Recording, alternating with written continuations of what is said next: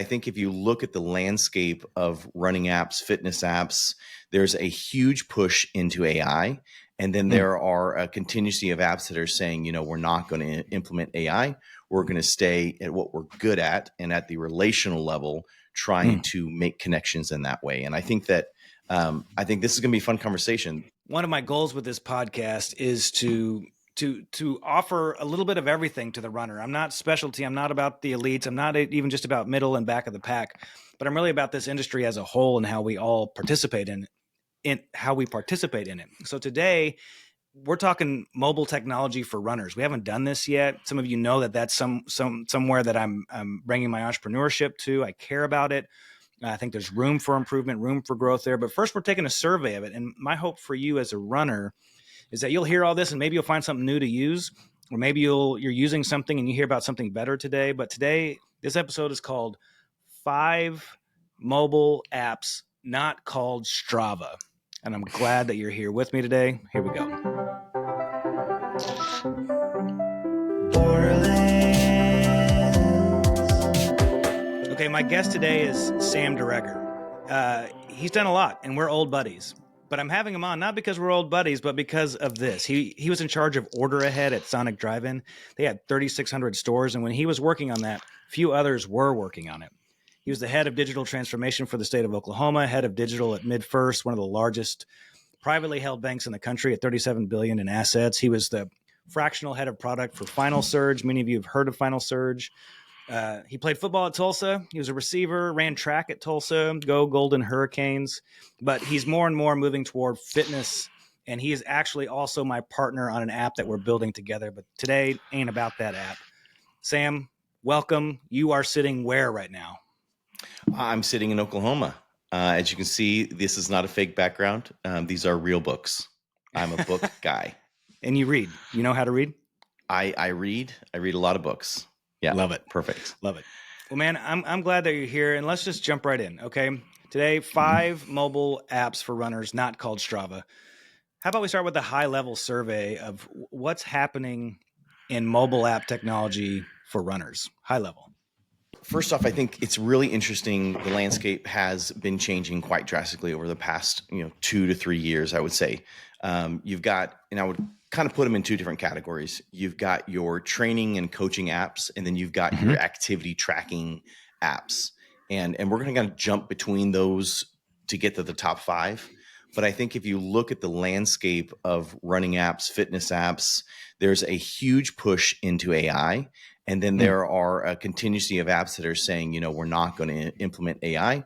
We're going to stay at what we're good at and at the relational level, trying to make connections in that way. And I think that I think this is going to be a fun conversation. AI brings a lot to the table, but also has a lot of hallucinations and can make you run 10 repeat 400s 2 days in a row because it's not looking at your threshold.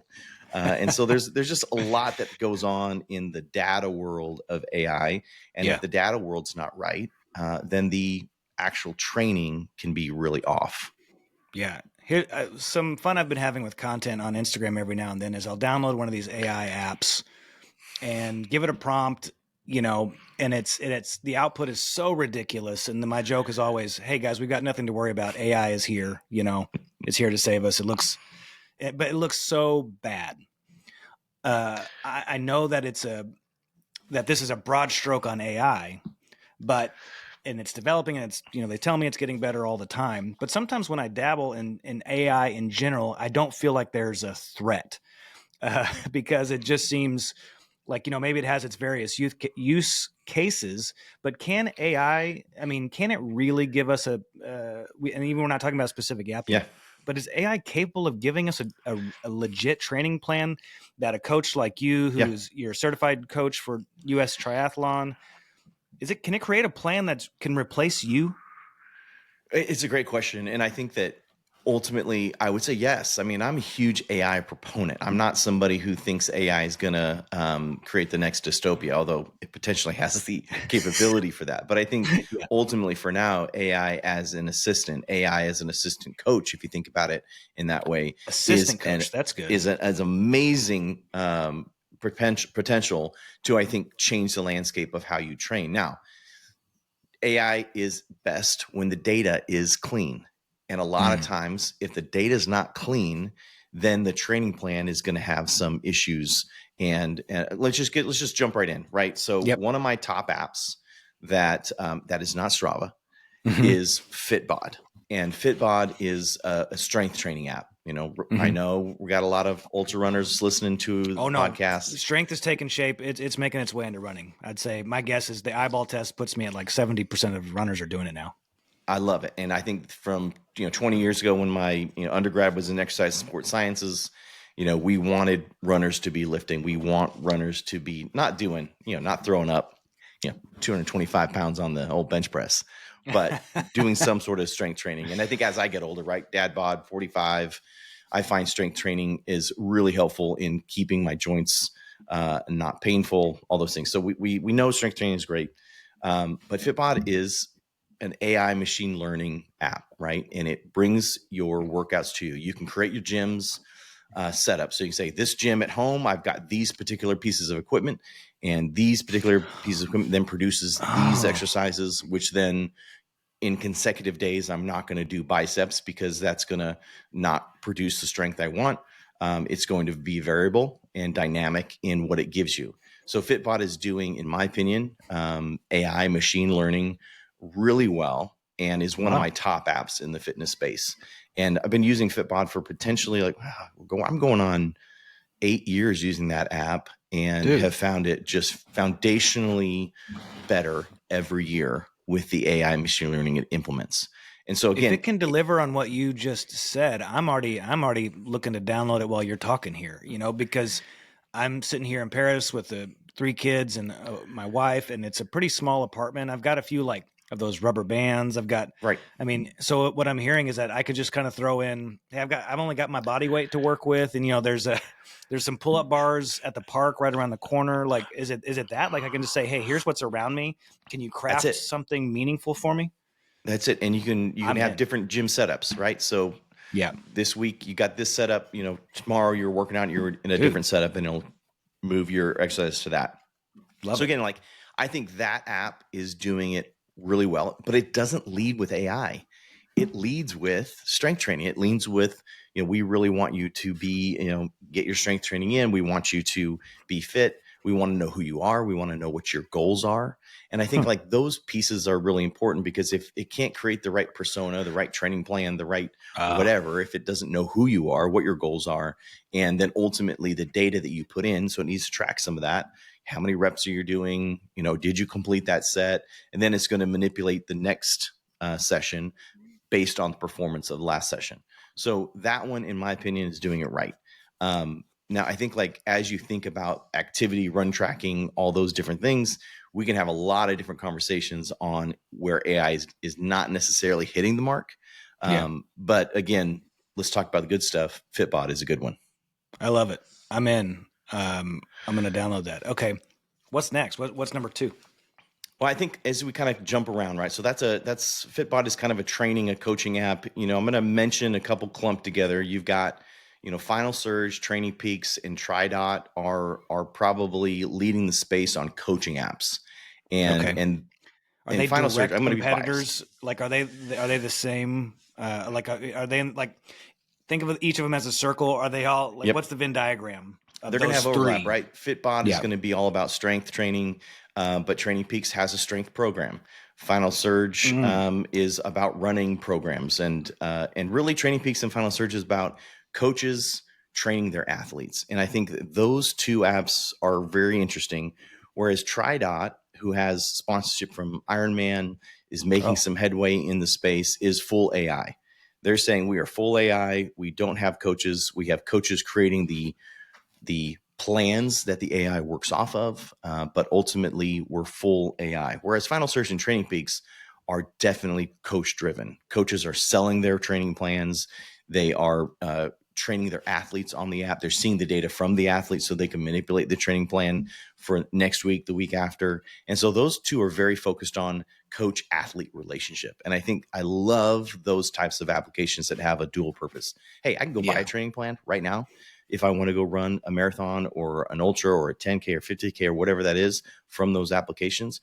But I'm not going to have that one-on-one coaching unless I subscribe to a coach who then is going to look at my workouts and manipulate my workouts from the data he sees. And all those apps, they suck in the data from your watches, whether it's Garmin, Coros, Apple. We won't. Sorry, guys. We have to go there. Sorry, guys. There. Oh yeah. He's an Apple guy. Doesn't make any sense to me, but I'm happy for him. I'm stoked he's out there doing the work.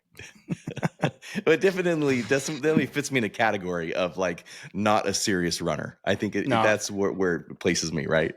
Maybe not like a serious long distance runner. Yeah, but even then, I don't even like the words that came out of my mouth. If you're out there, man, I'm just pumped. I don't want to diminish that in any way. I love it. So okay, so go ahead. What else do you have on that? Well, I'm just curious about. Okay, so if you've got the coach athlete dynamic, is that where the AI piece comes in and it's the assistant coach? So your eyes are on what I'm doing, your eyes are on my biometric, whatever, all of that stuff. And then the AI is coming in and offering you, the coach, insights. Is it offering me insights? Like how has that been integrated into those products? I think that's exactly how Training Peaks is thinking about it. I think AI is the assistant coach. AI is going to help the coach plan and forecast for his athletes. I think Final Surge at this point is staunchly saying, no, we're a coaching app and we're not going to do AI. Now, I don't say that in a negative. I think that everyone has a niche and needs to pursue that niche. And they are, from a Final Surge standpoint. And again, I'm biased. We talked about it in the intro. Love those guys. A teammate, former teammate of mine from the University of Tulsa is the CEO, president. Love him. And his passion is enabling coaches to work with and train their athletes. And I think like that has a place in this world. And so whether you sit on the AI fence and you say, I don't want AI, helping me with my training workouts, or, hey, give me all the AI you want. I think you're gonna be able to find either one. You're gonna be able to find one that's very well accessible to a coach and athlete relationship, communication, motivation, all those things. And then you're going to find one that is not. Now, here's a question for you. Have you ever bought a training plan? Bought a plan? No, I've had a coach before who's given me one, and I've found some. Early on, I was using these free half marathon training plans from Jeff Galloway. Otherwise, I've never bought one. Yeah, and it'd be a curious question to ask. The more competitive runner is going to probably have a coach, and they're going to do what the coach says, and they're going to trust that coach and have the communication, open line of communication with that coach. Yeah. When it's an AI giving you a training plan, my curiosity is how many times are you going to look at that workout and say, nope, he doesn't know what he's talking about.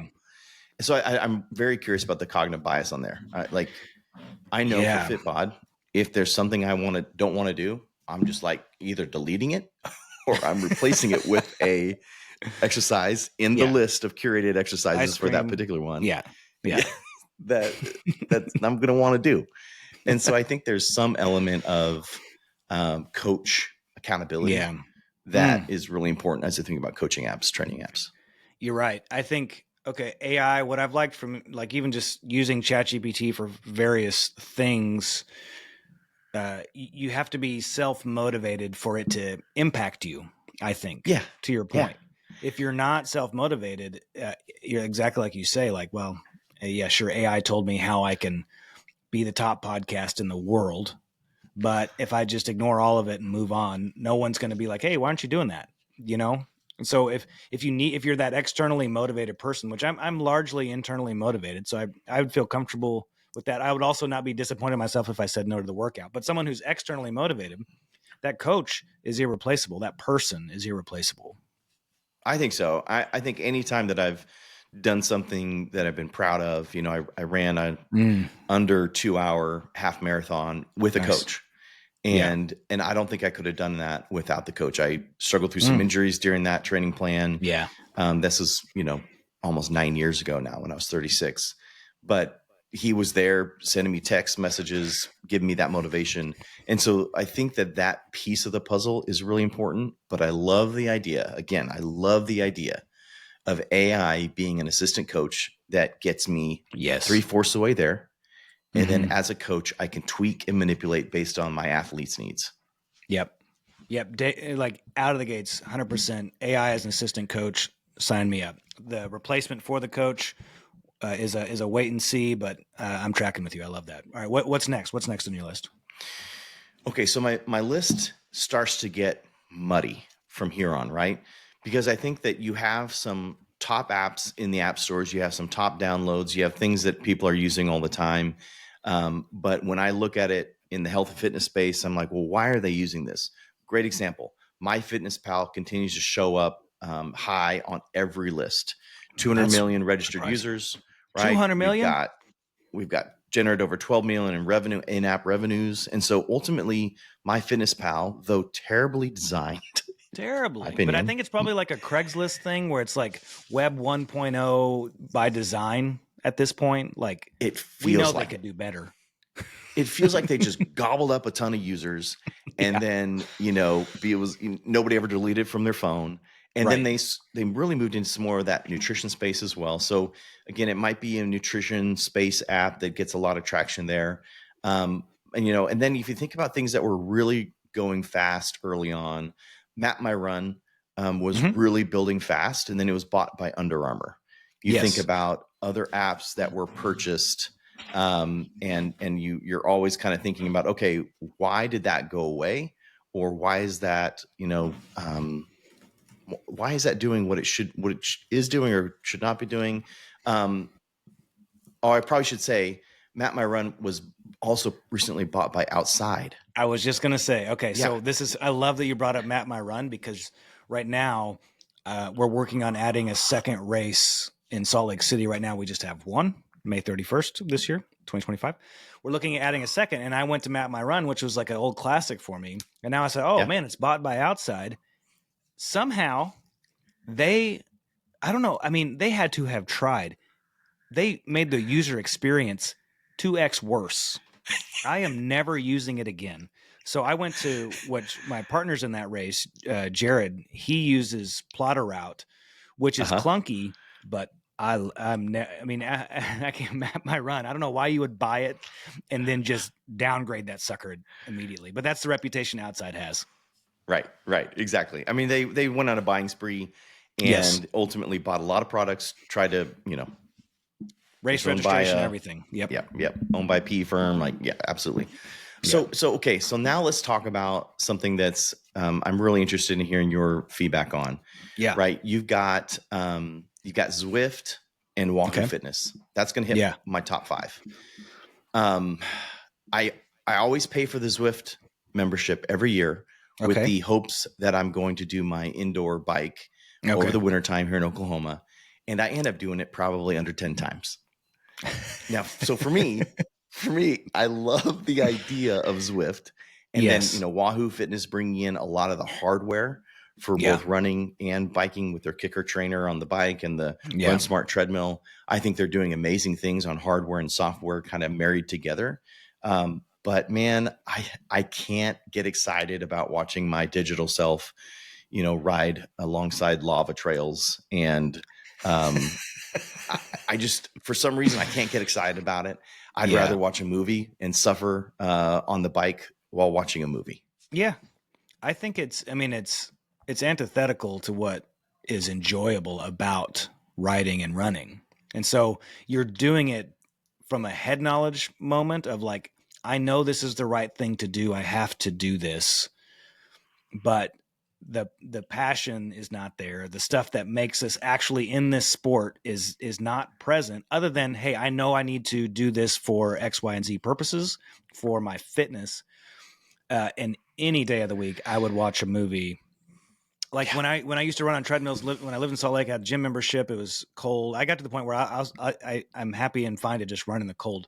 But I would go to 24-hour fitness on a Sunday or Saturday, and I would watch a whole football game while running. That was the only way I could do it, was watching that. So I'm with you, Zwift. That's not for me. Wahoo, I'll tell you, they spent the money on the right person, because I'm a big Jim Walmsley fan, and he is the face of their running marketing. I love it only because of that. They're an equipment company, and they kill it with the equipment that they build. Right. Yeah. yeah, if we're talking about heart rate monitors, you're talking about GPS units, you're talking about all the things that they do.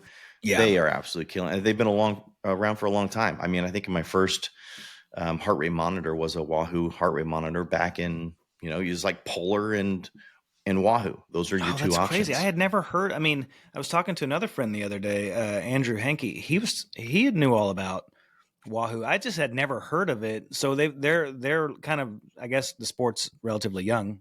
Their legacy in terms of Oh yeah, uh, yeah, yeah.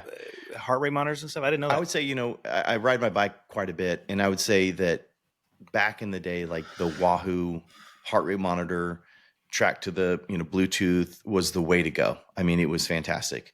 It seemed you have to ascribe to an ecosystem, and maybe the next phase of this conversation, as we look at like 4 and 5, we should talk about ecosystems, because I think that's Yeah. where the last conversation on the top 5 apps that aren't Strava would land. It's like you're going to decide an ecosystem. And there is a Oh, good time when you point. had to choose between Polar and Wahoo.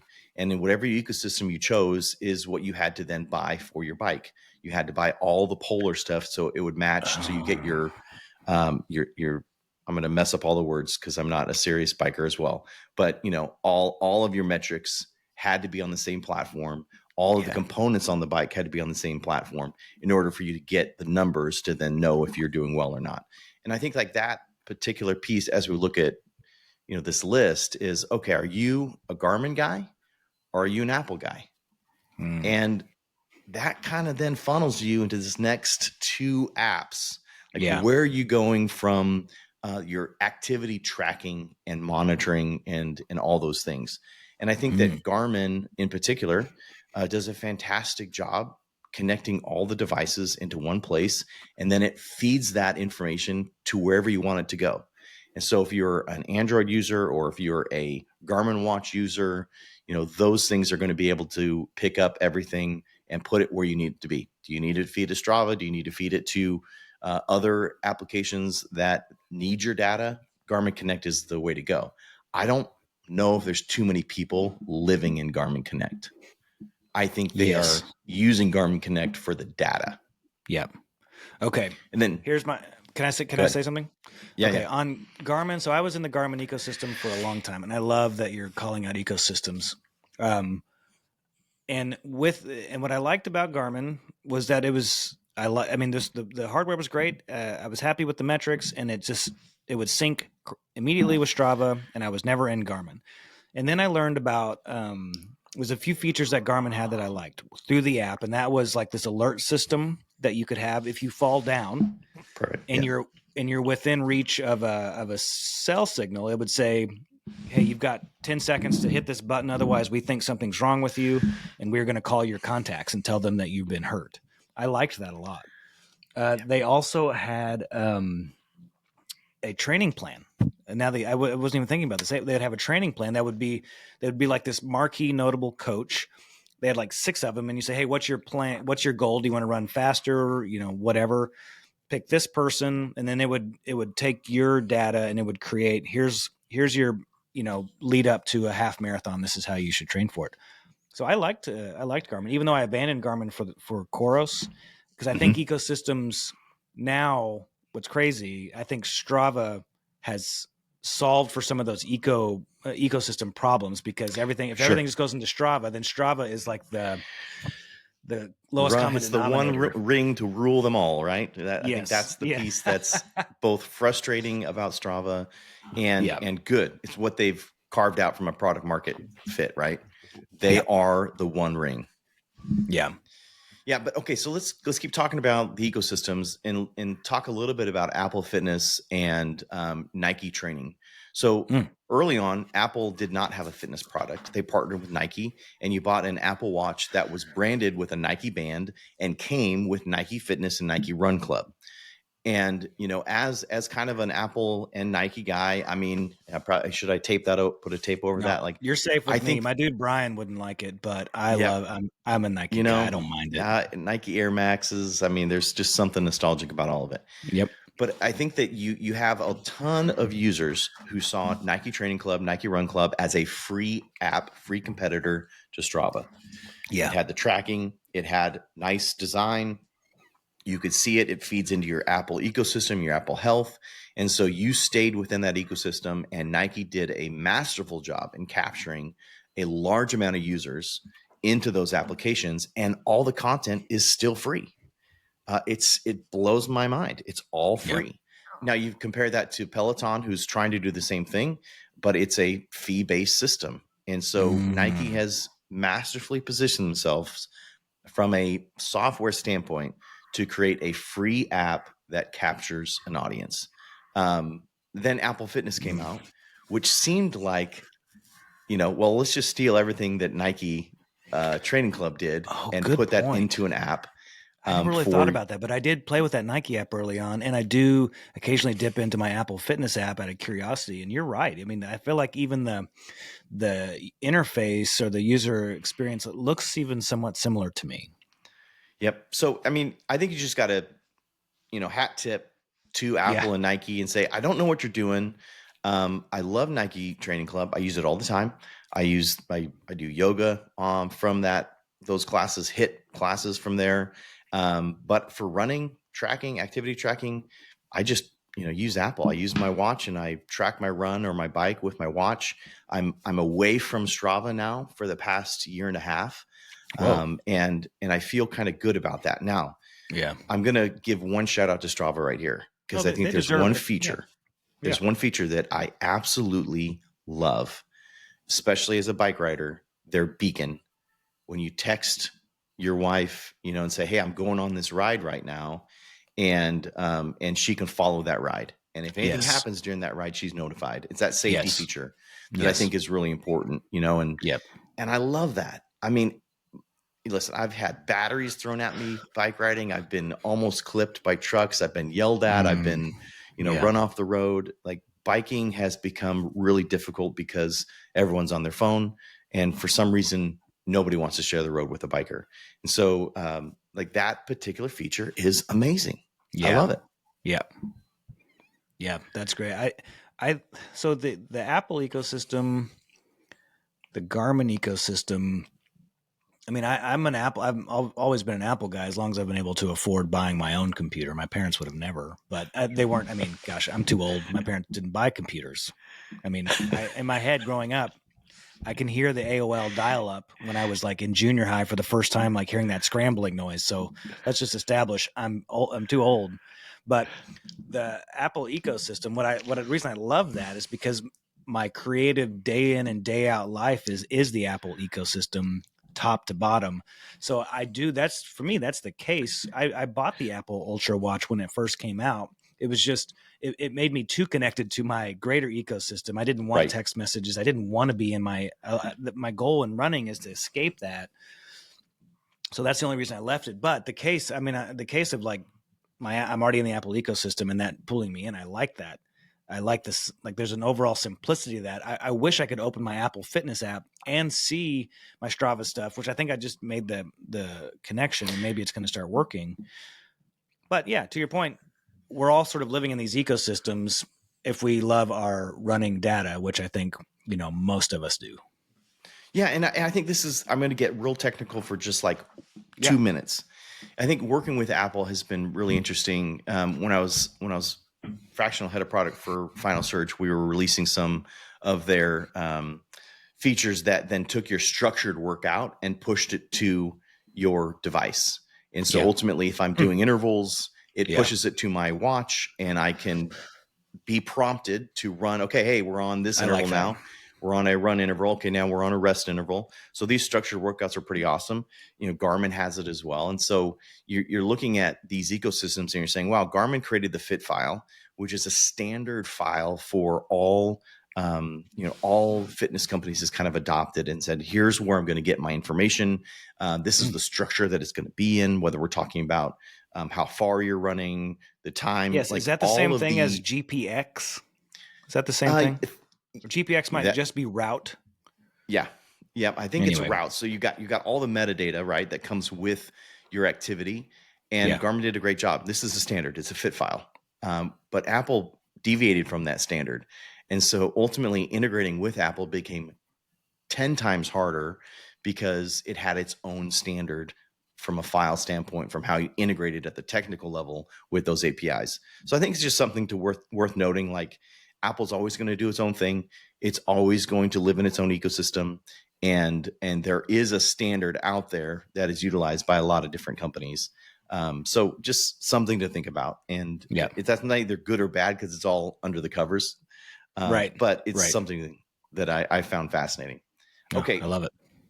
So we kind of hit our top 5. Yep. Maybe we were all over the place a little bit, but we hit 5. I want to do just a real quick special consideration. Okay. Because I think there's some apps out there that are doing some amazing things. So Form Goggles is an amazing app and hardware. It's a goggle that has a display that pushes your workout to the actual goggle lens. And it, if you're on intervals, it says, okay, this is a 50 free at zone 2. Okay, this is a 200 at zone 3, whatever it is. It's giving you that workout and it's counting your laps for you. I don't know about counting laps while swimming. If you're doing a track workout, especially, my goodness. ADHD person like me, right? Yeah. Who is just, my brain's going 100 miles an hour in 200 different directions. Yeah. I lose myself while I'm swimming laps. And so to have that lap counter, man, it's amazing. I love okay. So sorry, this is just swimming. Just swimming. I can imagine. Your swim goggles. I lose count after once. I don't swim that much, but that's incredible. That's interesting. And I love what they're doing. Again, just a shout out to them. I mean, they have training plans. They have their newest goggle has your heart rate. So everything that they're doing is fantastic, but it's very niche and it's very expensive. So for what it's worth, something to think about. Okay, streaks. Let's talk about just basic apps that measure streaks and habits. You got iHabit. You got Atomic by James Clear from Atomic Habits. He has an app now that you can create habits, very small habits that you try and accomplish. Streaks is one of the top paid apps at number 14. It's one of the top apps in the health and fitness space. And all it does, and it's a paid app, you got to pay $5.99 just to download it. All it does is tracks your streaks. Did I run today? Did I work out today? Did I meditate today? Did I eat a salad today? Did I say thank you today? I mean, you create your streaks and then it has beautiful dashboards. It's an incredibly simple app. And it's one of the top paid apps right now. Not only in the health and fitness space, but across the board. So it needs some special consideration. This deviates a little bit from our topic, but that's curious to think, why is someone paying for that? Is it just the reminder? Is it the getting, is it upping your commitment to a streak? I think we've gotten incredibly complex, and when the world is complex, people often go to simplicity. And so if I'm sick of all these complicated apps that, tell me what to do, or, all these things that I can't accomplish, and I get down on myself, or I can't handle that type of, that's me. I mean, for me, it's like, if things get too complicated, I do the stress yawn. Like if you see me yawning in a meeting, it's too complicated. We got to take a step back. Like that's where we're at. Yeah. So, I think that the simplicity of it, simply did I run today? Yeah. Yes. That's refreshing. Not how much did I run? Not how long did I run? But did I run? I think people are gravitating to some of that type of I like that perspective, right? Yeah. Okay. And then I think that I wanted to talk about All Trails and Ride Alert just as a special consideration. Yeah. All Trails, top hiking app, trail mapping, offline. I mean, you can't talk about health and fitness, especially if we're talking about running and trails, without mentioning All Trails. Now, you can record the activity. It has all the things that maybe you would want from a running app, but it just doesn't seem like it's an accessible running app. It just doesn't feel like that's what it's going after, but it's on all the charts. I know I have an All Trails account when I've gone hiking with my family in Colorado. So it has that mapping and the routes they're really interesting. And then the last one I'll mention is Ride Alert. Ride Alert is one of those other very simple apps. It's for biking groups. It's Mm, basically saying, where do you live? I live in Oklahoma City. Here are all of the group rides that you could join. And that's yes. all it is. Yeah. And I think like ultimately what I'm, as we've talked about all these different apps, the underlying current is, where does Wilder fit into this? Yeah. Where on the diagram does Wilder fit? And Yeah. I think ultimately I'm looking forward to having some more of those conversations with you. Yeah. But the ecosystem is definitely packed, You're right. Right. but but a lot of companies are doing the same thing. And Yeah. so what I'm very interested in is health and fitness apps that are doing something, maybe one or two things really well, and not Yeah. trying to be the one ring that rules them all. Right. When I first set out to start building Wilder, many people who, for the record, they're not out trying to build anything themselves. So you take it with a grain of salt. But they're like, why are you trying to build a mobile app? We all have app fatigue. We have too many apps. To which my response is, you don't have app fatigue. You have shitty app fatigue. So if you download an app that sucks, then yeah, you're going to hate it. But if I go through my phone, I've got like 7 pages of apps. I am not tired of apps. I just don't want one that sucks. I'll download 100 more if they're useful. And so for someone who's as pragmatic as I am, I don't want to get into mobile app technology just for the sake of mobile app technology, though it's fun and I love doing new things and it's fun to work with you on this and our other partner who's anonymous, unfortunately. I love to do that. But yeah, so I don't want to go head to head. I'm not really looking to go head to head with anyone. You pointed Ride Alert out to us. We're trying to do that same thing. We want sort of I don't even, marketplace may not be the right word, but we want a place where runners can find new people to run with. You can either join a new run club, you can see the marketplace for runs and you can go join a run. You could be on vacation in Paris and find a group run along the river this Saturday at 8 a.m. and they're going to run a 10-minute mile, whatever. It's really about trying to connect the diaspora where, we want to bring the people together Yeah. who want to be together in this great sport. No, and I think like another thing to think about is like Planet Fitness. If you've ever heard of that, it's a gym, Yeah. right? It's all across the U.S. They got Planet Fitness everywhere. Well, their CIO used to be at Sonic when I was at Sonic, and what he did is he pivoted that entire company to not only be a home physical gym, but also a training app, and it's one of the top training apps in the health and fitness space now. So why do I mention Planet Fitness when we're talking about Wilder? Well, I think that the ecosystem is ripe for connection. Planet Fitness works because it has a physical space and a digital space. That's where it's at for me. Wilder, the piece that we're trying to look at is this little gap here that says, how do we create that relational connection, that piece of the puzzle that says, we know you love running.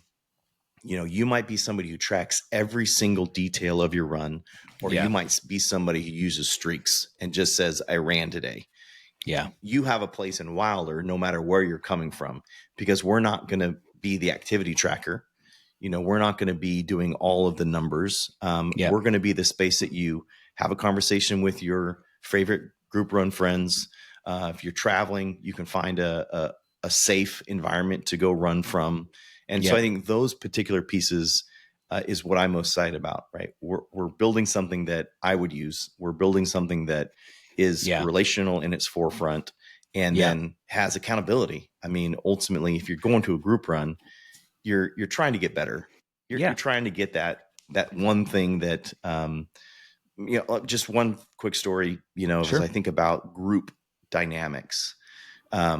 We had this incredible group ride in Colorado when I worked there during my graduate school years.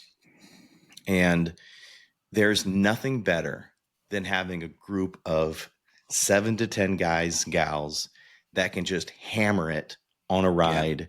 And, and you're doing it right. One person's leading for, 2 to 3 minutes. They drop back, the next person leads, and you're consistently hitting that miles per hour, upwards of 24, 25, 26. And then you're hitting those downhills, and there's nothing better than that. And the reason it was so great is not the stats after. It was because you raced in the final 100 meters to see who won and got clipped out by your buddy, and you're just laughing the whole time. And I think that, like, those pieces, the memories that you create in groups, is really something that's you can't take away. And there's no digital space that's going to be that. There's got to be some physical. Yeah. So we're creating an app, and this is totally ripping my wife's model off that she did with food in the late aughts of the 2000s, where she was all about taking the online community offline. Like, let's use this digital magic and wonder. Let's use it to get off of it. So if we can connect with each other, use it so we can find each other, and then let's put it down so we can be together. That would be just the coolest accomplishment, for us and what we're building. Absolutely. I mean, I think that your run with Bill Yang is a great example of that, right? Yeah. Like, how do you create a community that goes for a run and then sits down for, a real conversation, ask questions?